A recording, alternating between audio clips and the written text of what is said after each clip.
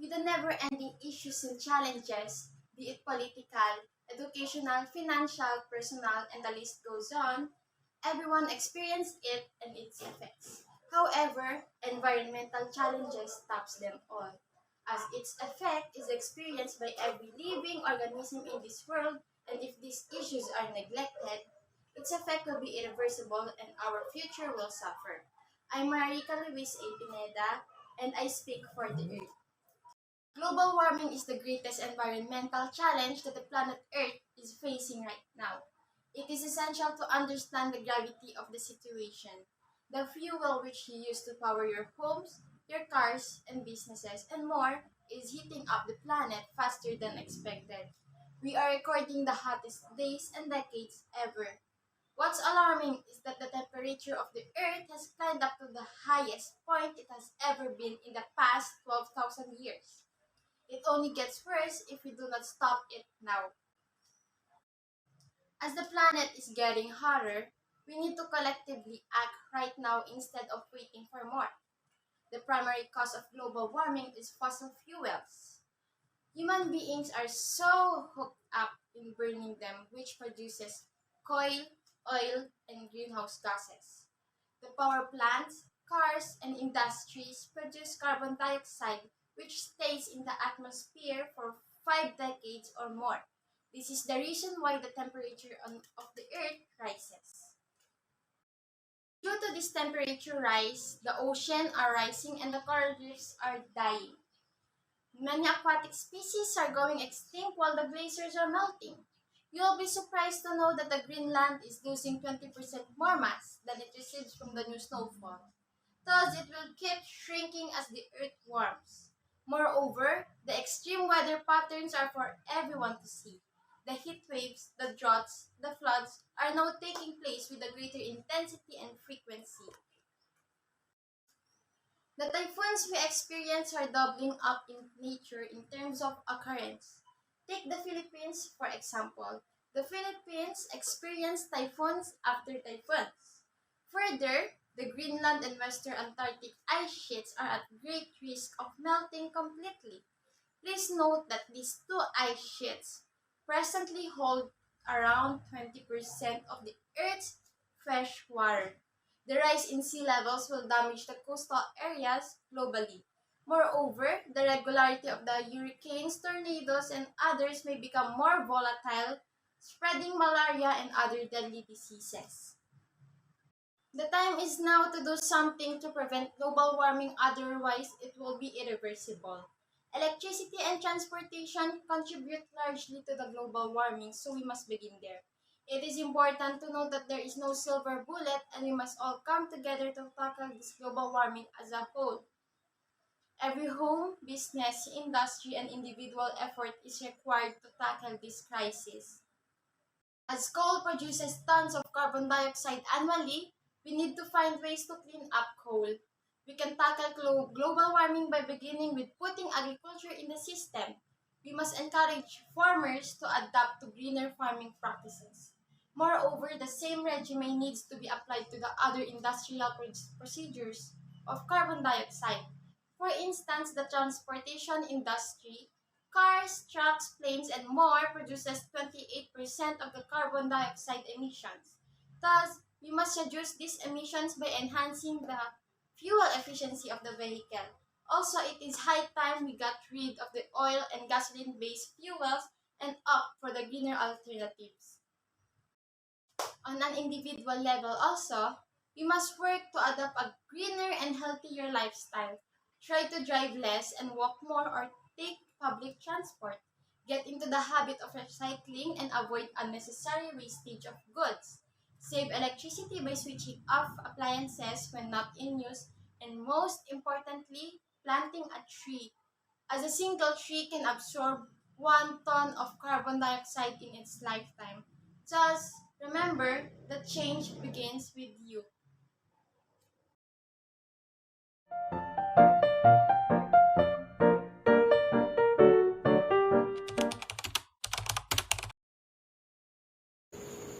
Good day, everyone. Before anything else, I would like to introduce myself first. Hi, My name is Eliza Marie Spilapus, and today I will be presenting an informative speech about object and tell you anything about it, such as how it represents each person, including myself. So without further ado, let's get started. This object that I will going to show is just a small item, and I know that all of you are familiar with this. However, before I reveal it, I just want to say that even though it is a small thing, it means a lot to me. So, this object is none other than a Band-Aid. This object is made of different designs, colors, and sizes. But I only have the ordinary one, or the one that we usually use. And for me, even if they have different variation, they still have the same functions and use. Obviously, this object is a small piece of sticky tape that we use to cover small wounds or cuts on our body. While I'm preparing for this speech, I was really curious about its history, or when and why they invented this kind of thing. So, out of my curiosity, I researched or I looked for some ideas on the internet to answer my inner questions. I found that Band-Aid was invented in 1920 in New Jersey by an employee of a known brand, or the world's largest healthcare company, which is the Johnson & Johnson. So this employee, he invented it for his wife, who frequently cut and burned herself while cooking. And I think that is the most or the sweetest thing that a man can do to his wife.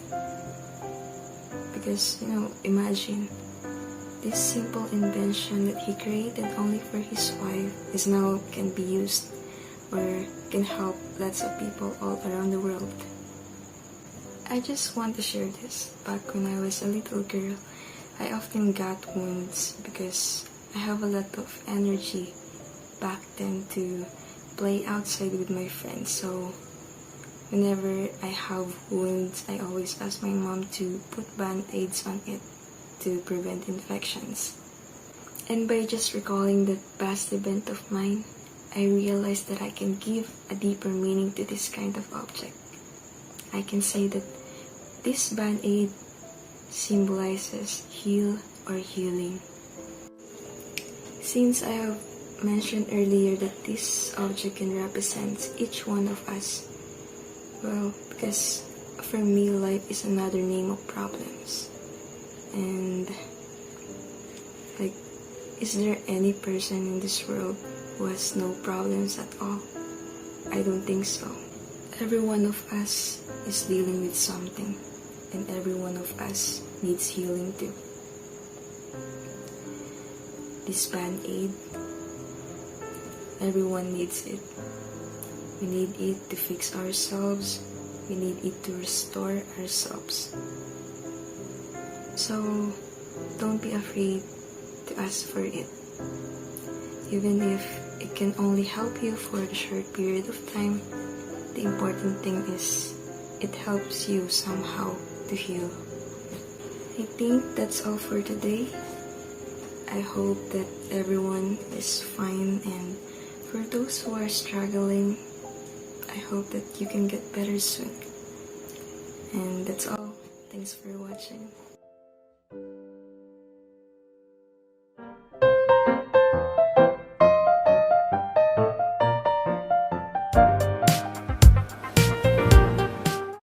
Good morning, respected principal, vice principal, colleagues, families, and friends, students, and my dear outgoing 12th class students.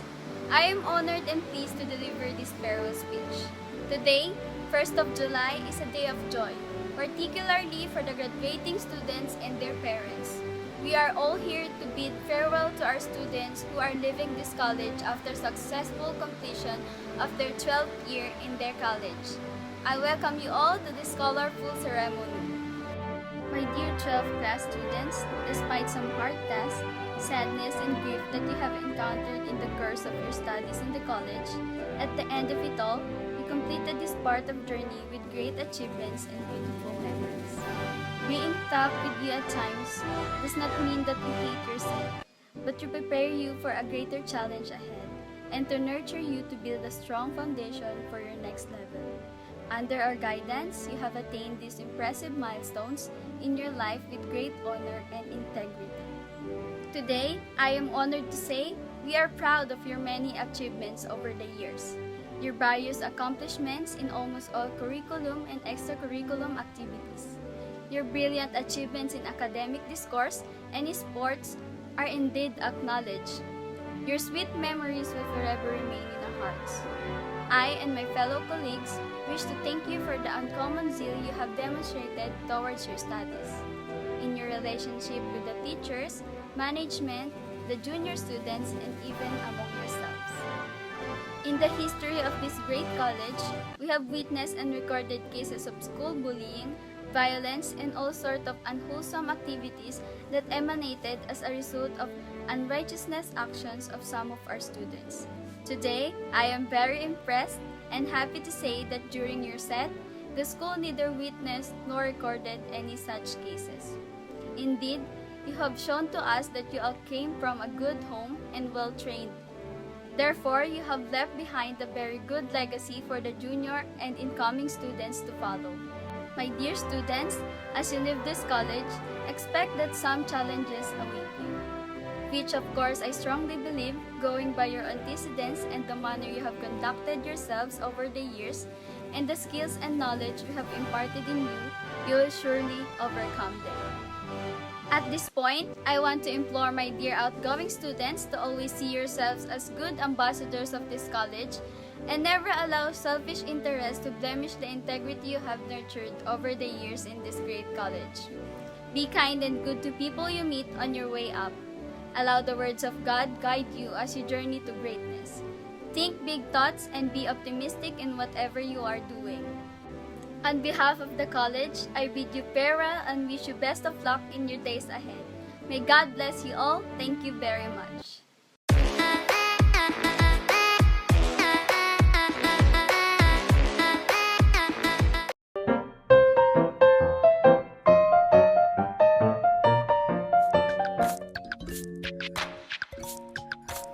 Hi everyone, I'm Angelica Shinji Laga, and now we will talk about how to control your anger. How do you deal with something that upsets you? Do you lose your calm and start yelling at others? Or do you hurt others by saying mean things? Emotions play a significant role in our relationships, and like other emotions, anger is natural and even healthy too. But it is important to deal with it positively. Uncontrolled anger can take a toll on both your health and your relationships. The most important thing is that your anger should not control you, because that can lead to devastating situations and problems. In this video, I have listed some ways to help you control your anger and avoid consequences. First, think before you speak. Anger can make you do unexpected things. It's easy to say harsh words in the rush and heat of anger.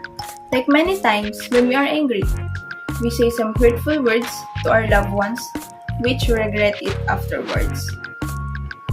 And the worst part is, words cannot be taken back, and neither does the damage caused by them. So it's best to remain silent when you are angry and frustrated. Second, look for the consequences. Anger might be justifiable in some situations, but often we get angry on silly and small things which doesn't deserve that kind of reaction. For example, if someone mistakenly dropped coffee on your new shirt at a restaurant, you might get angry. But getting too angry in situations like this and creating a scene is not going to help you. Instead, if the mistake is genuine, then you should forgive the person. Being angry and saying mean words to someone can permanently ruin your relationship. So before reacting out of anger, think about the consequence you might face. Whether or not the situation is big enough to react like that. Or can this reaction hurt your loved ones? This will be enough to help you control your anger for unnecessary things. Third, communicate with other person. If you hold your anger for long, then you will explode someday and ruin what you have. Whatever things make you frustrated, just talk about them with the person you are angry with. By having healthy communication with another person, you will learn their intention behind the action, and they will also get what makes you angry. As famously said, anger is a punishment we give to ourselves for somebody else's mistake. Fourth, take a short break. When you are angry and think more rationally about the whole situation, by doing this, you will understand from others' perspective and come to a better conclusion than yelling at others. Like taking a small nap. When you are angry, it helps your brain to take a rest. And when you wake up, you will realize that you are not that angry now. And you will think about the situation with an open mind. For example, take a drive or a long walk. You will likely to find that you are better equipped to sort out the mess when you return. So take your time out and leave the situation which makes you angry. Fifth, look from others' perspective. People often jump to conclusions when they are angry and often say the most unkind things that pops into their heads. When someone pisses you off, try to look from their position and think about why the whole situation arose. What was the agenda behind this? Maybe someone wanted to do something good, but they made a small mistake. Looking from other perspectives when we are angry can be challenging, but it's worth a shot when it comes to maintaining a healthy relationship. It's important to release your anger, but what's more important is the way you release it. I hope this video you learn how to control your anger.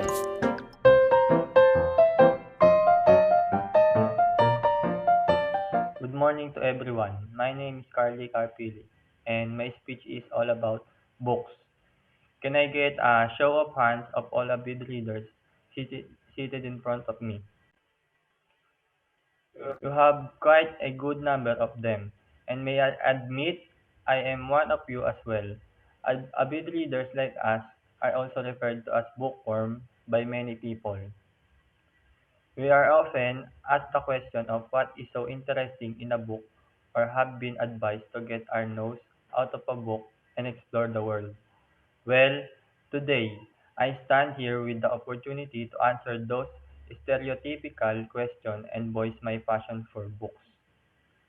The exploration they ask us to do in the world outside has already been written about in books, and we have probably discovered more of than half of the world a non-reader will be able to do in 2 lifetimes. Good morning to everyone. My name is Carly Carpili, and my speech is all about books. Can I get a show of hands of all avid readers seated in front of me? If I start describing how vast and advanced the imagination of human mind is, then we would probably be stuck here all night. Books have always been very loyal companions as they improve our wisdom and keep us company without ever asking for anything in return. A book gives a writer the power to create and allow them to pen those emotions that burden us. If you ever need to understand how vivid and compelling words are, pick up a novel of our choice and let it engulf you. The lessons of life packed in books are invaluable as the reading of a good book is a very enlightening experience for the readers. Books provide concepts like morals, love, joy, sorrow, advice, and many more such insights. Books are the safe haven for writers and story their thoughts and voice their options A profession as influential is that of writer is of much respect, but seldom does the world realize writers can express the information they have, and the audience knows in a new creative in a more striking way. Lastly, since I have got this opportunity today to address a vast audience, I would I would give a piece of advice that you should never be ashamed of your reading choices. The right way to enjoy an excellent storybook is by completely surrendering your concentration. For an event, better experience of reading allow yourself to walk through the plot imaging the image portrayed by the writer in your mind like an elaborate movie. The key to intelligence is knowledge, and the key to knowledge is information that resides abundantly inside books. Reading is a novel and extremely beneficial habit because the more books a person reads, the more that individual practices thinking and this enlightens their conscience and make them wiser.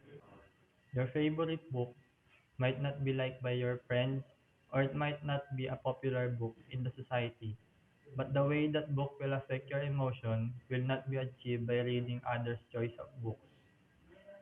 Thank you for being a great set of audience.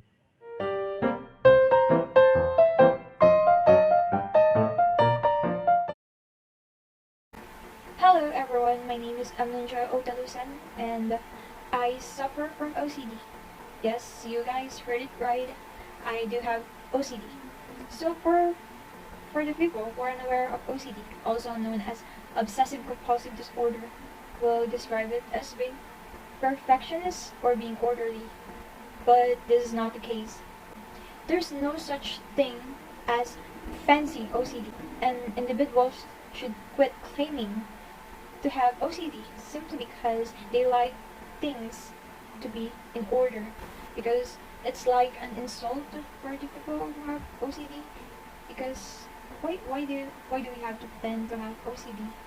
It's not really cool to like pretend to have OCD when people with OCD are suffering. So it is more than what we can imagine. So as I've said earlier, I do have OCD and I wanted to share my experience. When I first started, I was in elementary and my family would become annoyed with me when my OCD kicks in because I do things over and over again. Yes, I do it. I do it again like for like every minute. Such as washing my hands every time I touch something, which I do every minute. And it wasn't really that bad before. I just wash my hands because I believe that there's germs in everything I hold that isn't mine, and I will think if I should wash my hands, if I should go wash my hands or not. But I will always end up washing my hands, thinking that if I don't, I will get sick or develop some disease. And also, I can wash my hands with just water. I always felt like I needed soap. So, OCD is like feeding a monster inside your head whenever you do things again and again. I also have this one, which is really hard for me. So I have this as well. I will feel as though a virus will enter my mouth even if my mouth is closed. So those are just some examples. Those two are more like contamination. So as I get older, the monster inside my head is like growing too. It's growing with me. And as for me, it is getting worse actually. It is getting worse for me because I'm wasting my time doing things again and again, and I can't stop until I get it perfect, which is impossible because nothing is perfect. And it also compels me to double check everything for every minute. So before I just simply wash my hands, but now in present I am almost washing my entire body every time my skin contacts something, which is worse. It's really hard We cannot explain it with just 100 sentences.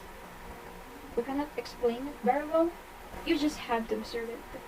So, it will infiltrate your mind and tell you to overthink things.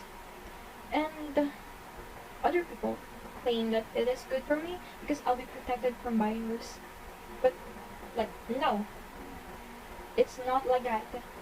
This is a disorder. It's not something like that. It is really hard. It's not acceptable. And it irritates me because I feel like I'm obligated to do it again and again. So it's not easy, just like what you saw on the internet. And it may injure you. It may harm you or others. Or worst case scenario, it will ruin you. It's like deciding between life and death. If you don't do it, something terrible will happen. That's what is inside our mind. It's like if we don't do this thing, something terrible will happen to us or to our family. So you can see who has this condition. Therefore, we shouldn't take it lightly. This shouldn't be taken lightly. People think it's cool to have mental illness. There, some are like making fun of it. They thought it was cool until we started showing symptoms.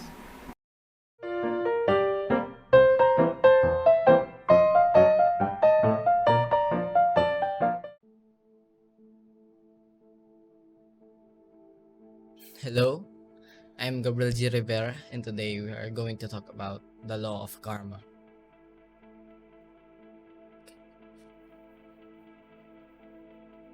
You are a perfect reflection of the choices you have made. If you want better results, make better choices.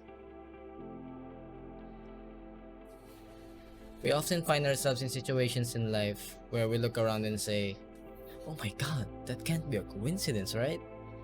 You know, those scenarios where someone you know does something bad and a year later they have the same exact thing happen to them. Or how the most giving and caring people around you also seem to be the happiest and tend to receive the most as well. Or our universe is governed by the law of cause and effect, or the law of karma. And in a nutshell, it states that what goes around comes around. That your intent and your actions as a human being is what directly creates the experiences that you go through. That there is no good deed that goes unrewarded, there is no evil deed that goes unpunished, and that there is no such thing as a coincidence, and no such thing as a random act of kindness that comes your way. That your state of mind, and more specifically, your peace of mind, is governed by your conscious and subconscious intents. That there is no being in our universe who can harbor evil intents without finding themselves in the midst of evil. That there is no pure heart that will not find itself among experiences of joy and purity. That you, as a human being, have the power to bring into your experiences moments of joy, moments of excitement, moments of bliss, by creating those moments for other people. That you can become a symbol of success and have doors open for you if you have the courage to open doors for others. Now, if you want to create a better future for yourself, if you want to have a universal force backing you up in your corner, then from this point on, it's essential that you purify your intents and your actions, especially towards other people. I promise that you will never be happy if you are focused on making others miserable. I assure you that you will never be successful if you wish failure unto others. I guarantee you that you will never live in prosperity if you create havoc for others. We are all one, and we are all connected. Now I can tell you if force is conscious or not, but it does keep score. It does see you in moments of silence. It sees you in moments of honesty and dishonesty. And it keeps record of the thoughts, feelings, and actions you take each and every single day. So purify yourself. Let go of destructive thought patterns and behaviors. Rid yourself of toxic people who make it easier to make negative decisions. Stop gossiping about your coworkers, about your neighbors, about the person who makes your sandwiches at the subway. Forget about all that, and you see the beauty in yourself, in others, and operate in kindness as a reflection of that beauty.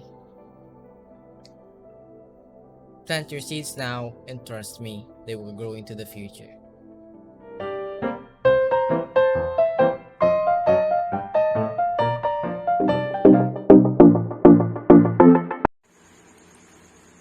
Hi, I'm John Markham Alvarez and I'm here to share the impacts of COVID-19 pandemic into our families and as a students. If we go back in the 2020s, the first case of COVID-19 was reported in January 2020 and by March, our country was placed under enhanced community quarantine by our President Rodrigo Roa Duterte. And this type of community quarantine, it is restricted mobility and business activities. While these measures slowed the spreading of COVID-19 infection, it resulted in significant adverse impacts such as losing jobs, adjustment of education of the children, food securities, closure of businesses, and many more. We cannot deny that the pandemic has been much harder for less fortunate people and it has a huge impact in our daily life. When lockdown first happened, malls were closed, so people who had entrepreneurial micro businesses were very affected. Another challenges for the people who still had need to commute for their work, since the public transportations were decreased and the fares such as tricycle fares and jeepney fares, bus fares were increased. A lot of Filipinos lost their jobs, especially working in micro businesses, because they are forced to close due to COVID-19, and sad to say, some of those businesses are turns to bankruptcy. After that, many Filipinos are complaining that they are experiencing financial crisis followed by the continuously increasing of prices of our basic necessities such as water, food, electrical power, and etc. And even us also experiencing those scenarios. As a students, when the face-to-face classes were suspended, there's a lot of changes and adjustments we do, such as having new learning modalities, for example, online classes and modular learning method. So that was hard because I was studying virtually and studying on my own. And it was a big help for me to have a generous relatives and family here, but it still was difficult to not have a boundary between doing household chores hours and study hours. But for most students, it's been more difficult than it's been for me. Another, children and families have been uniquely affected by COVID-19 pandemic. While the children appear to experience milder symptoms of COVID-19 infection than the older individuals, sudden changes in routine, resources, and result in restrictions of physical interaction have been resulting in major impacts on families with young children. In absence of school, child care, extracurricular activities, and family gatherings, children's social and support network have been broadly disrupted. Stress from COVID-19 has been compounded by additional responsibilities for parents as they adapt to their new roles as educators and playmates while balancing their full-time caregiving with their own stressful changes to work, financial, and social situations. On the contrary, families with greater parental support and perceived control have less perceived during COVID-19. So here are the steps on how to cope up with stress in COVID-19. We can follow our daily routine, do some exercise with about 15 minutes or 1 hour. If you want, set limits around news on COVID-19, since if you watch some news this past few months, all news are focusing on COVID-19 cases here in the Philippines and also globally. Another tips is spend time in nature, such as planting trees, planting our own food, planting flowers, since it's trending today, and also limit our time in social media and connect to others, since we need to be more approachable. And that's it.